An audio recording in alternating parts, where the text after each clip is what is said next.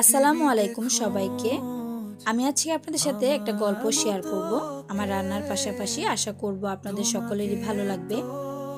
আবেগ ভালোবাসা দেখিয়ে দেরিতে সিদ্ধান্ত না নিয়ে সঠিক সময়ে সিদ্ধান্ত নেওয়া আমাদের সকলেরই উচিত।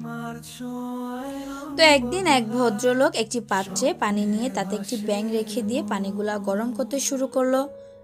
পানির তাপমাত্রা যখন বৃদ্ধি পাওয়ার সাথে সাথে ব্যাঙটিও তার শরীরের তাপমাত্রা বৃদ্ধি করতে লাগলো, সহনীয় পর্যায়ে নিতে শুরু করলো। তখন কিন্তু ব্যাঙটি চাইলে লাফ দিয়ে সেখান থেকে বেরিয়ে যেতে পারত, কিন্তু ব্যাঙটি লাফ না দিয়ে গরম পানির মধ্যে থাকতে সহ্য শুরু করলো। আস্তে আস্তে পাত্রের তাপমাত্রা যখন আরো বেশি বৃদ্ধি পেতে লাগলো, তখন ব্যাঙটি আর সহ্য করতে না পেরে সিদ্ধান্ত নেয় লাফ দেওয়ার। কিন্তু ততক্ষণে আর লাফ দেওয়ার কোনো শক্তি ব্যাঙটির গায়ে ছিল না। পানি আরো গরম হতে থাকে, যার ফলে সে অতিরিক্ত গরম পানিতে থাকতে থাকতে একটা সময় ধরে ব্যাঙটি মারা যায়। এখন যদিও আমাদের প্রশ্ন করা হয় ব্যাঙটি মারা যাওয়ার কারণ কি, আমরা কিন্তু 99% মানুষরাই বলবো যে ব্যাঙটি গরম পানির কারণে মারা গেছে। আদৌ কি সত্য?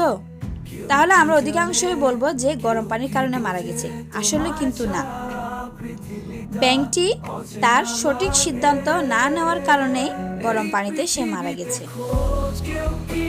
ঠিক তেমনি প্রতিটি মানুষের স্থান, কাল, পাত্রভেদে এক একটা বিষয়ে সহ্য করার ক্ষমতা থাকে। আমাদের প্রত্যেকের মনে রাখতে হবে যে ক্ষমতা থাকা অবস্থায় সঠিক সিদ্ধান্তটি সঠিক সময়ে নিতে হবে। আবেগ ভালোবাসা দেখিয়ে দেরিতে সিদ্ধান্ত না নিয়ে সঠিক সময়ে আমাদের সকলের উচিত সঠিক সিদ্ধান্তটা নেওয়ার। তো আশা করব আমার আজকের গল্পটা আপনাদের সকলেরই ভালো লেগেছে।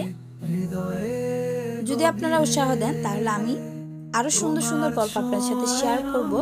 সে পর্যন্ত সবাই ভালো থাকবেন, সুস্থ থাকবেন। আল্লাহ হাফেজ।